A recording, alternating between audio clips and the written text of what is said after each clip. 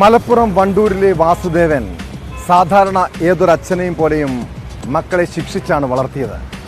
ചെറിയ കുസൃതി കാട്ടിയാലും മകന് നല്ല രീതിയിൽ ശകാരിച്ചിട്ടുമുണ്ട്. വളർന്നു വലുതായിട്ടും മകൻ സുദേവിൻ്റെ മനസ്സിൽ അച്ഛൻ്റെ കുട്ടിക്കാലത്തെ ശിക്ഷണം ഒരു പകയായി മാറി. പിന്നീട് അച്ഛനെ കൊലപ്പെടുത്താനുള്ള നീക്കമായിരുന്നു ആ യുവാവിൻ്റെ മനസ്സിൽ. അങ്ങനെ മുൻകൂട്ടി ആസൂത്രണം ചെയ്തതുപോലെ കാറുമായി പോയ സുദേവ് രാവിലെ വീട്ടിൽ നിന്നുമിറങ്ങിയ അച്ഛനെ ഇടിച്ചിട്ടു. അപകടമുണ്ടാക്കിയ ശേഷം കടന്നു കളഞ്ഞ പ്രതിയെ നാട്ടുകാരാണ് പിടികൂടി പോലീസിലേൽപ്പിച്ചത്. ഗുരുതരമായി പരിക്കേറ്റ വാസുദേവൻ ആശുപത്രിയിൽ ചികിത്സയിലാണ്.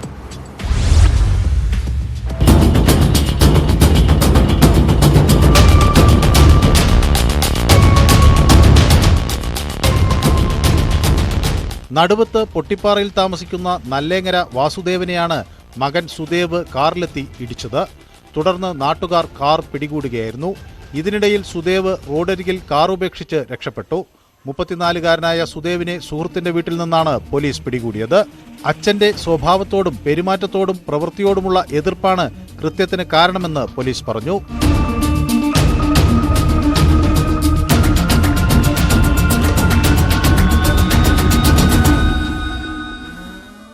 സുദേവിനെതിരെ വധശ്രമത്തിന് കേസെടുത്തു. പെരിന്തൽമണ്ണയിലെ സ്വകാര്യ ആശുപത്രിയിൽ ചികിത്സയിലാണ് 65-കാരനായ വാസുദേവൻ. ഇയാൾ അപകടനില തരണം ചെയ്തിട്ടുണ്ട്.